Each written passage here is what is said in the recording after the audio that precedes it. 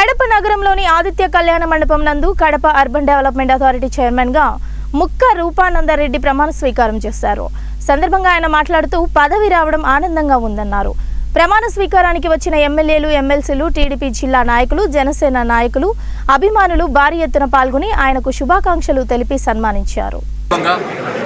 అదేవిధంగా Kadapa urban development corporation చైర్మన్గా నియమించిన మన ప్రియతమ ముఖ్యమంత్రి నారా చంద్రబాబు నాయుడు గారికి, మన డిప్యూటీ సీఎం పవన్ కళ్యాణ్ గారికి మనస్ఫూర్తిగా కృతజ్ఞతలు తెలియజేసుకుంటున్న ఈ సందర్భంగా కడప అర్బన్ డెవలప్మెంట్ కార్పొరేషన్ చైర్మన్గా నియమితులైన ఈరోజు 10 నియోజకవర్గాలను సమానంగా డెవలప్ చేస్తానని మనస్ఫూర్తిగా కోరుకుంటున్నాను.